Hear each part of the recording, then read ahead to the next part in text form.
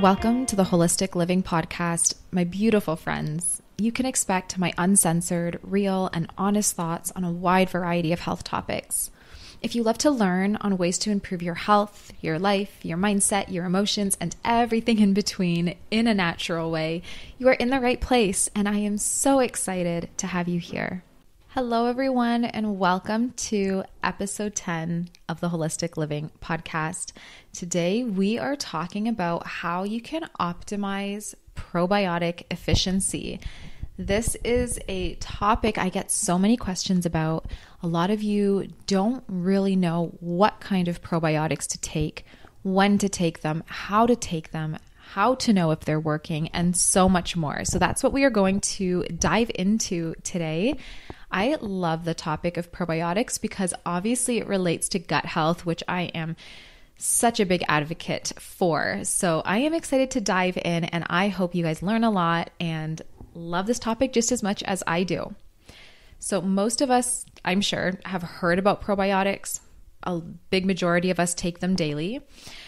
There is some important information on probiotics that many of us might not know or realize. And that's what we're going to be breaking down here and explaining. And I'm going to touch on some ways that you can improve the effectiveness of the probiotics you're taking or are about to take if you're not currently taking any. The goal is to take your probiotic game to a new level by making a few simple tweaks to what you're already doing. But before we get into those details, you guys know me, I like to get into a little bit more on the science and like the background information on probiotics. How do you select the right one? Then we can explain how to take them for best results. Probiotics are a foundational element of health and should be part of healthy living for everyone, in my opinion. Now, that being said, there are some cases, some individuals who maybe wouldn't benefit from probiotics at a specific time, depending on their symptoms, but the majority of people really do need to be on probiotics. For prevention, probiotics should be taken daily, really lifelong. Now, again, that's not to say you're going to take it every single day the rest of your life, but having it become part of a regime is important. And whether that means a week on, a week off, a month on, a month off, 1 month on, 2 months off, whatever that, looks like for you, it is something that you want to be replenishing lifelong. Just like you would a multivitamin or even doing like healthy food and knowing to eat salads daily to get your greens and your nutrients. You want to be making sure you're keeping your gut population nice and healthy and stable long term. For chronic or acute conditions, it should be taken in a high dose and then tapered off to a maintenance dose once the condition has resolved. So as an example, say you have major IBS, you have really bad, gut population of probiotics, you want to ramp it up. You can do a really high dose in the beginning for up to a year or even more sometimes if needed. But once you've gotten to a point where your gut's stabilized, it's healthy, you're having really good bowel movements, your symptoms are cleared up, that's where you can taper off down to what we call, again, a maintenance dose, which we'll dive into. So let's just talk a little bit about the human microbiome. It is made up of 100,000 plus billion microbes. It is comprised of bacteria and fungi and archaea and protozoa, these different, probiotics or different organisms will colonize the mucosal surfaces of our body. The human microbiome contains 10 times more microbes than human cells present in the body, which is crazy. If you think about every speck of our body is a cell, literally every speck, our hair, our skin, every organ we have, every little bit of us is a cell. Even our blood is cells. And we have 10 times more, or should have, if our body's healthy, 10 times more microbes than we do cells, which is just absolutely mind-blowing. I think it's so crazy, like such a crazy statistic.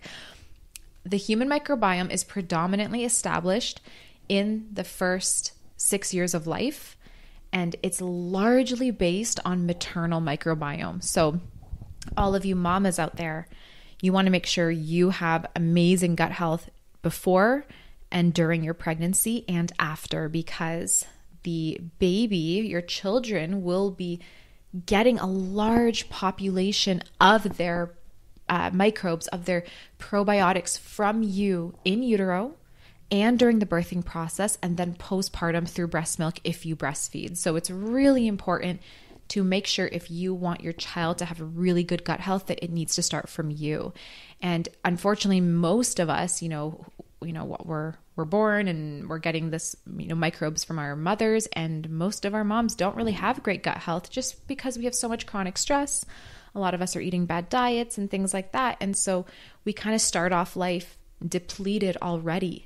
And then the stressors of life just keep coming. And by the time we're 6 and should have a really strong and healthy microbial system, we don't. And that just sets us up for more issues and immune system weakness and all kinds of things, as we move forward through our childhood and into our teen years, and then of course adult years. So really the foundation should be established within the first 6 years of life.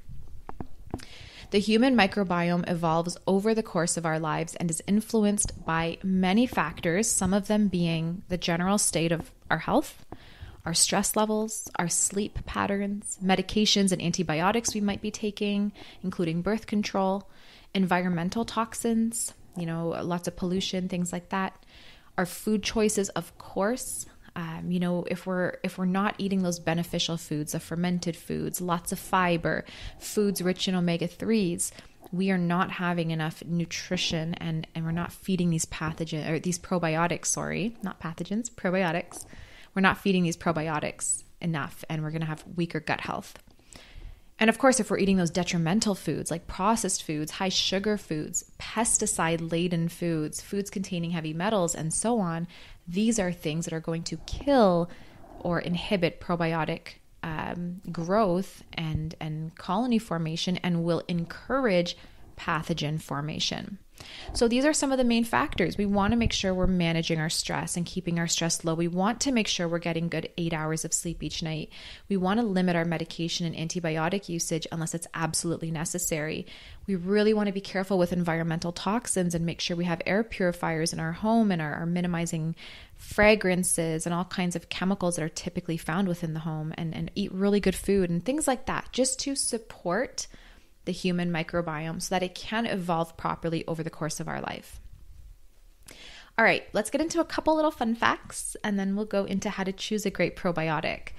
So both Bifidobacterium and Lactobacilli strains are able to live in both oxygen-rich and oxygen-depleted environments. However, Lactobacilli really do prefer oxygen-rich environments, whereas Bifidobacterial strains prefer anaerobic, which is a lack of oxygen. So Lactobacillus is the biggest species found in the vaginal tract because it loves oxygen-rich environments. So typically, if you are to get a vaginal swab, you would want to see a nice, healthy level of Lactobacilli in the vaginal tract. If there's not a lot there, you could probably start doing a good probiotic, whether it's through a vaginal suppository or an oral probiotic, to start building up those levels again. Okay, that was just a random fact, but how do we choose a great probiotic? Well, when choosing a probiotic, you want to ensure that it meets 3 criteria. The first one is that it is a human strain. I'm going to touch on soil-based shortly, but human strain probiotics can adhere to the intestinal wall and create a symbiotic relationship with our immune system that soil-based or dairy strain probiotics can't do. When you take a soil-based probiotic, which I do love and I do take here and there, soil-based are great to, temporarily help with digestion, to temporarily improve gut function, but within 48 hours, they die off and are eliminated through our stool completely.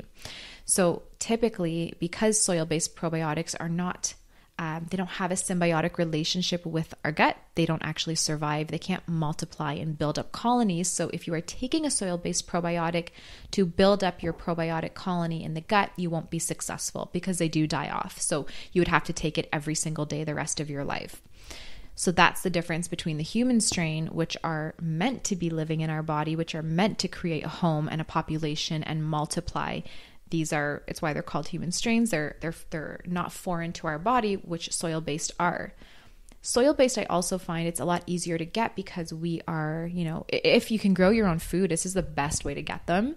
Like we have a beautiful garden in the summer, and my kids and I will literally just go right to the garden. We will pull out carrots, just dust them off or rinse them off gently and eat them. They're not sprayed. They're 100% organic. We grow them in our own compost. It's beautiful. So you're getting so many beneficial soil-based organisms by doing that. Kids just playing in the dirt, by gardening, get your hands in the dirt. You actually can get probiotics onto the skin and even into the body. And these are the best ways to get the soil-based organisms in, if that's a possibility. Do a lot of grounding, a lot of earthing, and then supplement orally with human strains. So the other, criteria, one of the two of the three criteria that I was talking about is that making sure the probiotic you are taking is backed by clinical studies, ideally human studies, not just animals.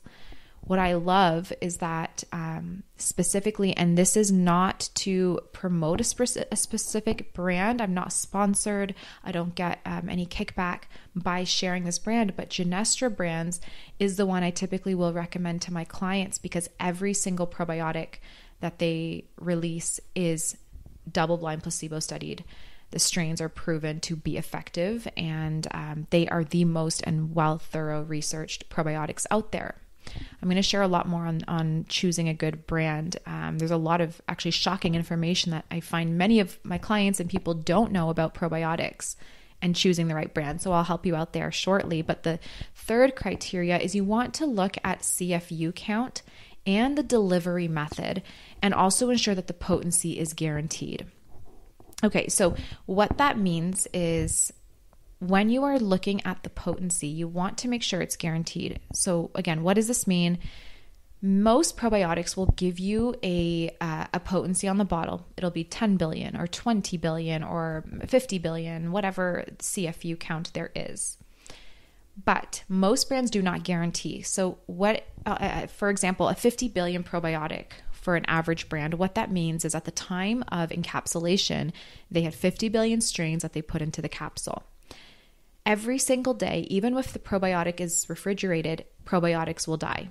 So by the time the product reaches the consumer, you, and you actually take that probiotic, depending on how long it's been since it's been manufactured, there might be 5 billion probiotics left, or there might be even less than that, because it's not guaranteed.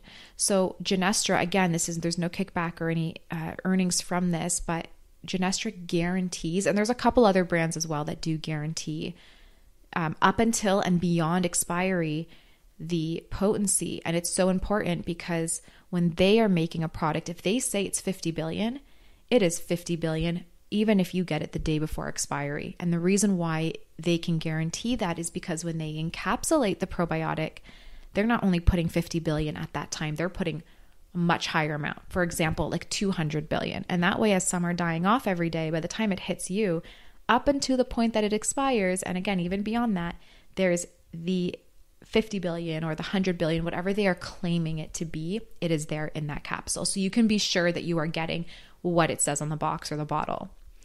And in terms of the CFU count, you do want to make sure that it is a more potent probiotic. I find if you're taking like 10 billion or less, it's not as effective. It's going to take a lot longer to really build a healthy population, considering that we do lose at least 50% of what we're taking. So if you take a probiotic capsule, at least half of it's going to die off, probably a lot more within the first 2 days, and be eliminated through your stool. And really just a small amount actually sticks in the gut and takes hold and starts to form colonies. So the higher you go, the faster the process will be in reestablishing a really big, healthy, and strong population. You don't want to start at step 3 and then choose any probiotic that meets the CFU count, because for many brands, again, more is not more. Instead, you want to first make sure, number 1, you're getting a human strain instead of a soil-based. You can do both as well. So you could do human and soil-based, but if you are looking to build a healthy gut population, you have to be taking at least a human strain. Then you want to, secondly, make sure the quality of the probiotic you are choosing is there and that the strains are clinically studied. So you can either go on the website of the brand or check on the bottle and see if there's any indication that there is proof that the strains they are using, because guys, there's hundreds of strains out there that can be thrown in a bottle. Some are cheaper to manufacture and produce, and some are more expensive. So they could be putting cheaper strains that are not clinically studied to actually be effective and support your gut. So make sure that the strains that are in that bottle are good. And I'm going to go through the strains you want to be looking for shortly. And then lastly, once you have good strains that are clinically proven and it's a human strain probiotic, you then want to go for the potency and make sure that the probiotic is potent when possible. And this is going to stimulate quorum sensing. Now, quorum sensing is something that I've touched on extensively on my membership platform, holisticspring.org, which I will link in the description of this podcast if you're interested in checking it out. I go into so much information on what quorum sensing is, and pathogens and probiotics both do it. And essentially, just to really sum it up, but there's so much more to it. To just really sum it up though, quorum sensing is essentially how probiotics or pathogens will communicate with each other to grow their colonies, to create biofilms, to start kind of like setting up base and protecting themselves, which is what you want when you have probiotics. You want to be having that quorum sensing. We don't want pathogens to do it, but we want our probiotics to do it. So going for a potent probiotic will help stimulate the quorum sensing because you have a bigger colony, if that makes sense. And we'll go into more info on this again.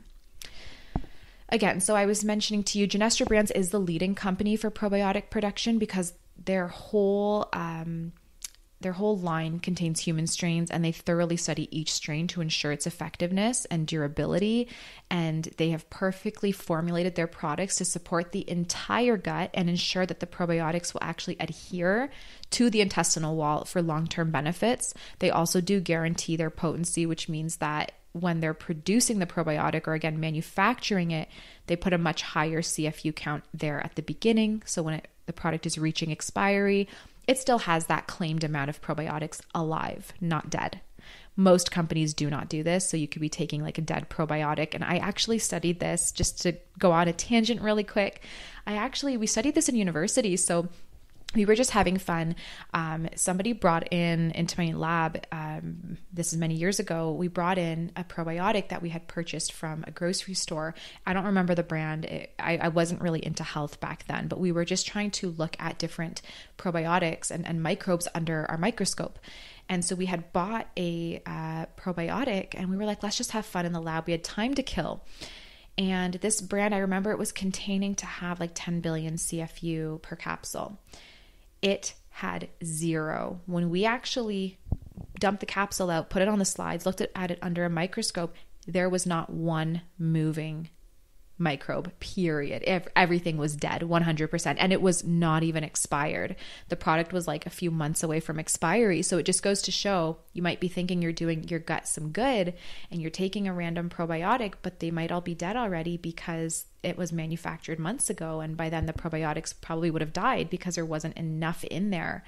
And it's crazy because I hear so many people say to me all the time, I've been on probiotics for years or for months and I have no improvement. So I stopped taking them because they're so expensive and they're not helping. And the first thing I say to them is, what brand are you using? Is it guaranteed to have that dosage? And most of the time it's not. So just thought I'd mention that. You guys can, if you have a microscope at home, I would say go out and do this. Go see if you can get a really good brand. Check out a random brand, check out the potency under a microscope, see if you can find lots of live organisms, or if it seems like most are inactive or dead. Anyway, moving on. So I want to touch on really quick the difference between a species versus a strain. Okay, this is a really important thing to know because when we are looking at a good probiotic, you need to know the difference. When choosing a probiotic, both the species and the strain is important. An example of a species would be Lactobacillus or Bacillus coagulans, Saccharomyces boulardii, etc. The strain is the culture. It's the number at the end of the species as seen on any high-quality probiotic supplement. You'll see something like Cul-21, CUL-21. So that'd be culture 21. Usually these are listed at the end of the species name. A great example that I like to give to my clients, and this example was taken from Dr. Cooper, is if you were to go dog sledding and you showed up and you find a bunch of chihuahuas attached to a sled. You wouldn't really be excited because you want to go far and you want to go fast, but there's no amount of chihuahuas in the world that could pull that sled. In this analogy, dog is the species. Lactobacillus, Bifidobacterium, etc. That's your species. But the type of dog, aka the breed, husky, German shepherd, these larger, faster dogs, these are the strains.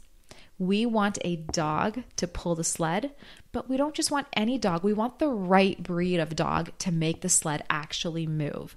Well, probiotics are the same.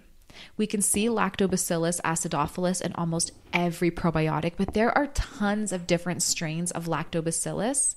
And while there may be overlapping characteristics, just like how most dogs will bark, they all have 4 legs, a tail, etc., there are huge differences. Some dogs are big, some are small, some have floppy ears, some stick out, etc.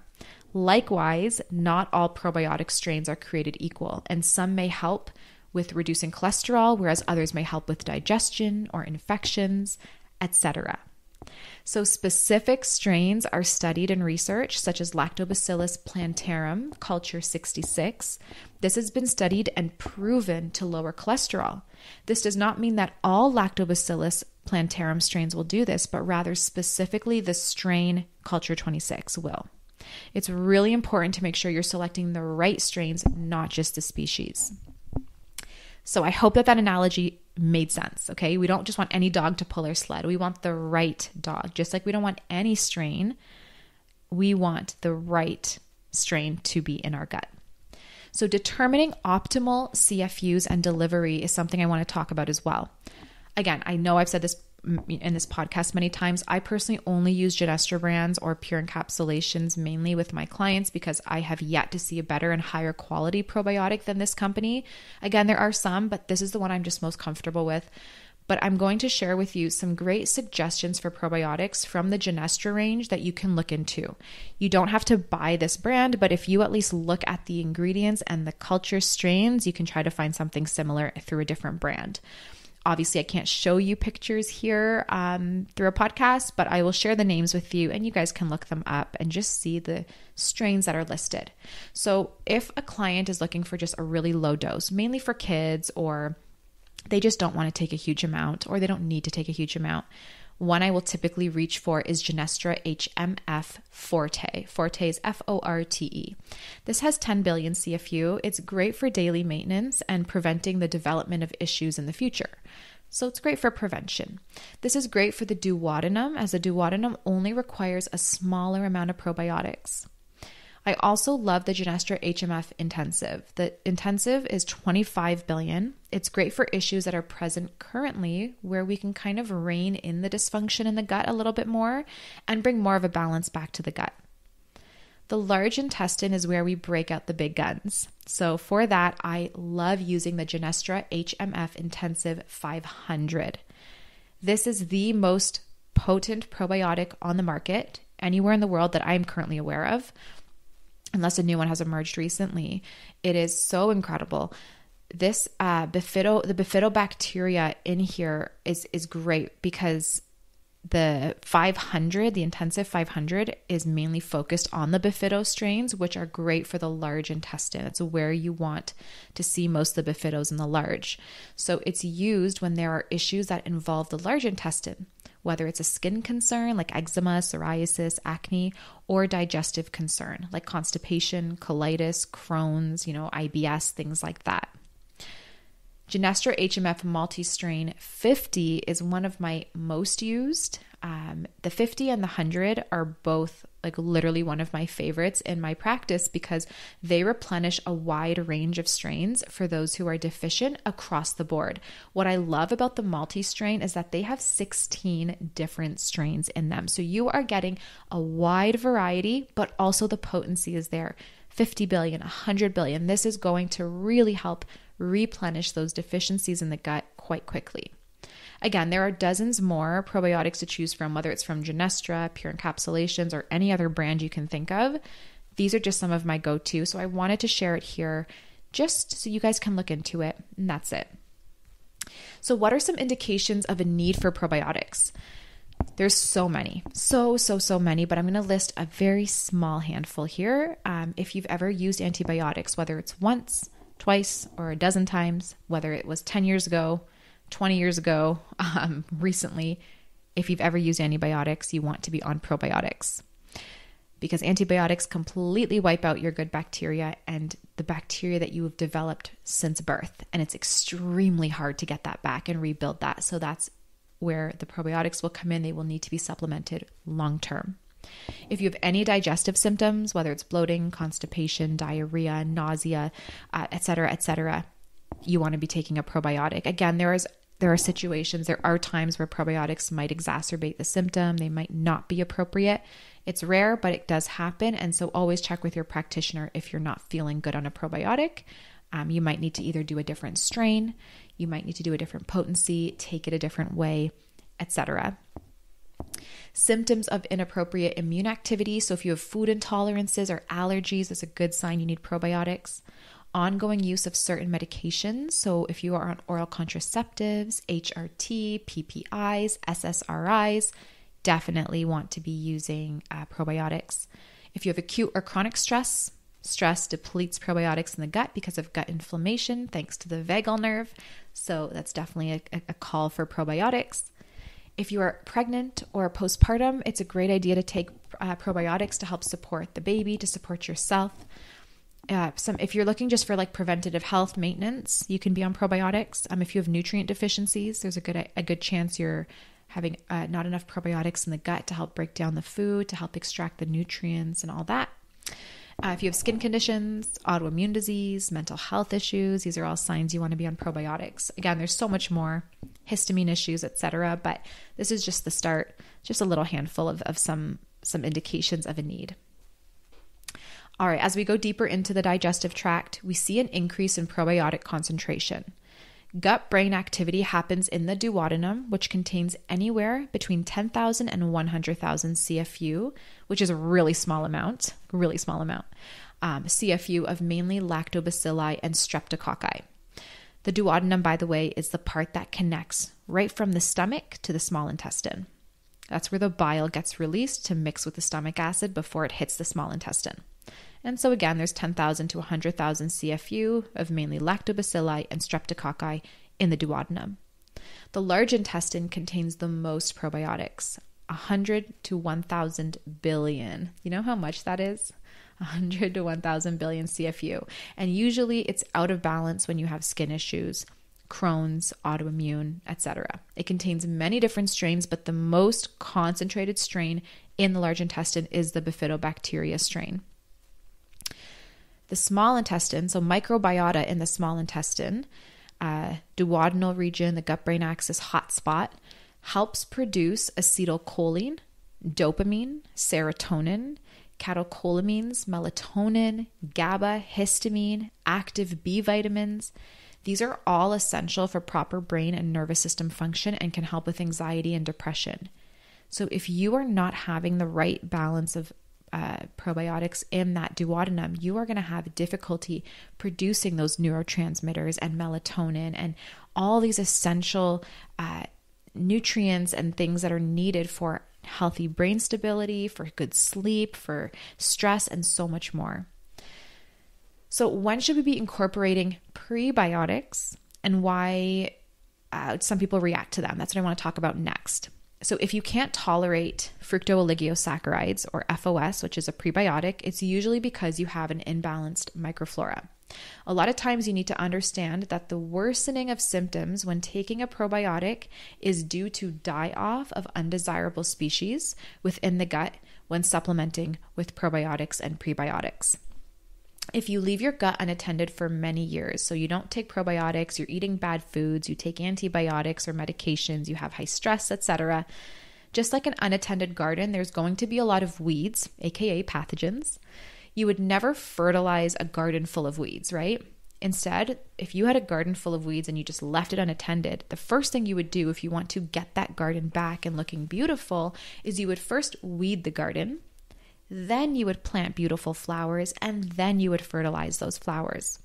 So you want to treat prebiotics the same way. You first want to start by taking a probiotic that is free from any prebiotics, so no fructooligosaccharides, and then get that turnover.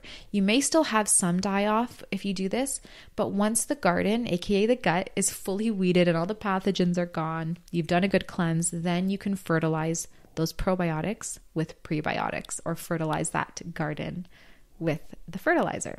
I hope that analogy makes sense, but that's typically what we do in my practice. Is we don't introduce prebiotics until way later, until we're sure that the weeds are gone or those pathogens are gone.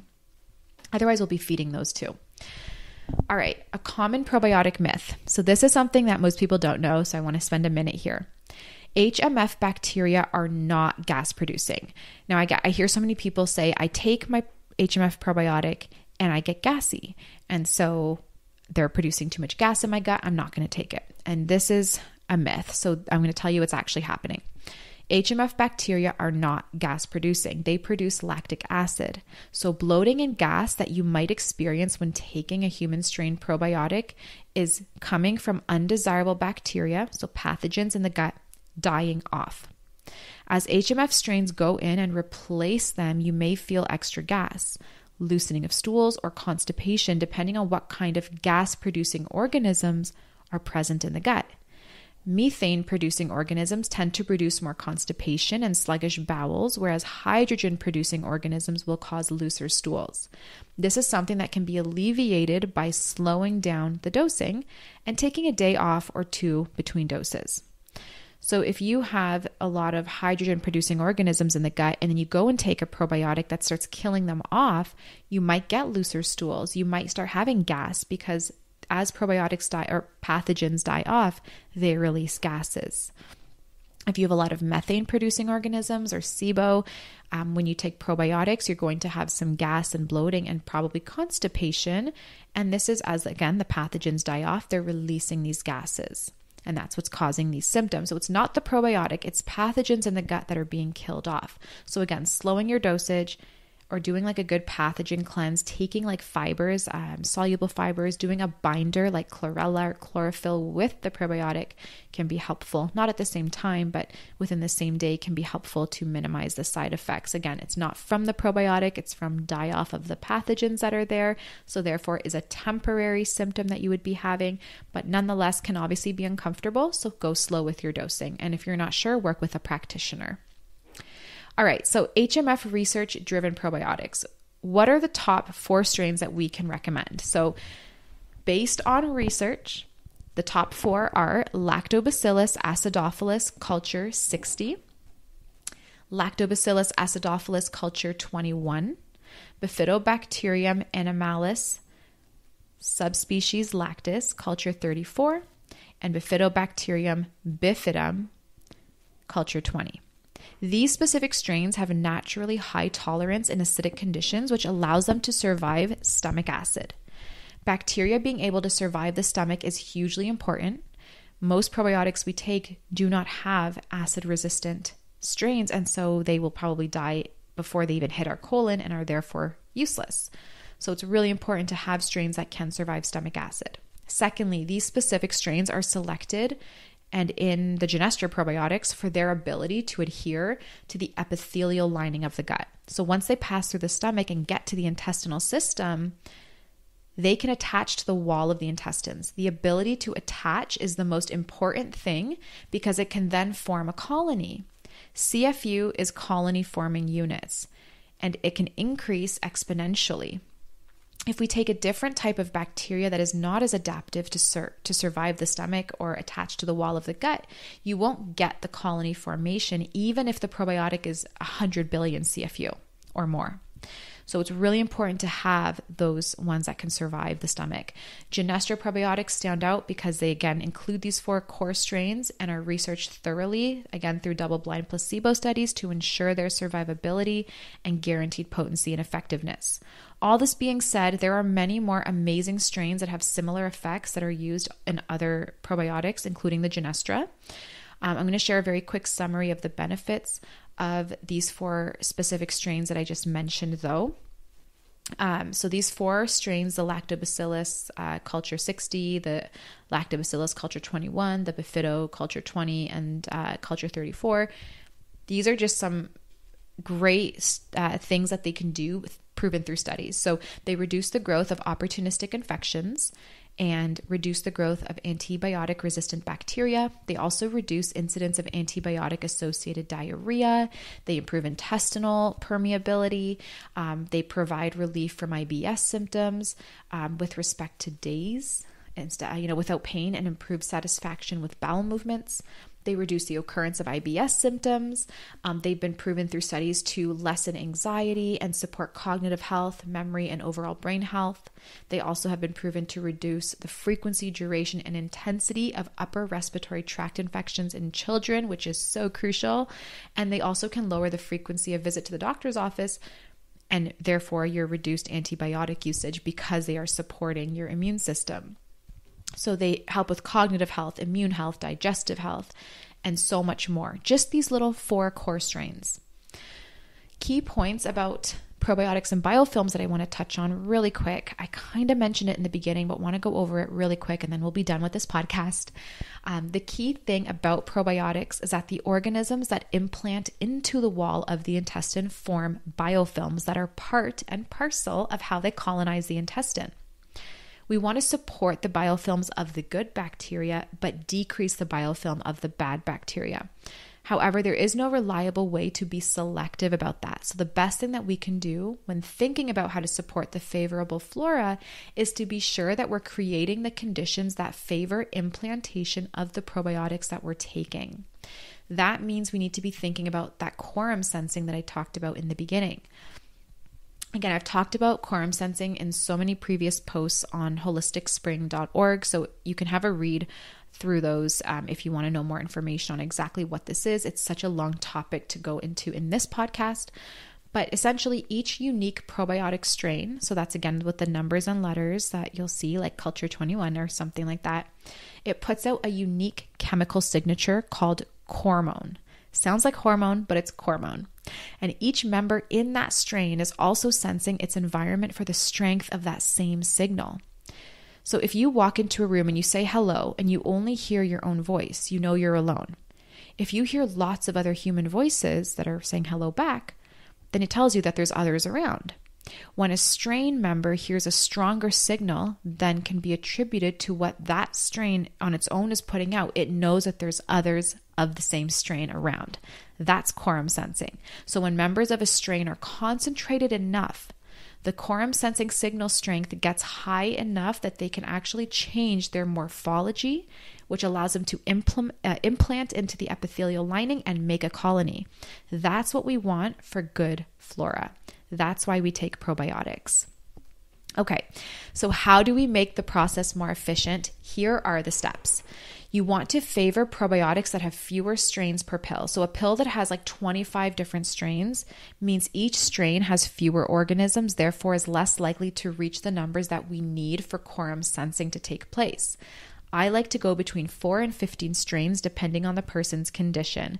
This is where the HMF Intensive 500 becomes the most beautiful probiotic. It has 4 strains, those 4 core strains we talked about, in such a high dosage that when you take it, they can quorum sense. These probiotics, there's tons of them in there and they can start to form a colony through the quorum sensing.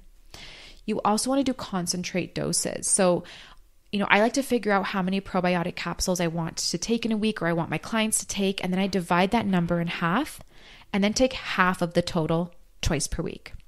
So just to explain, say you're supposed to do 2 capsules a day, that's 14 capsules a week.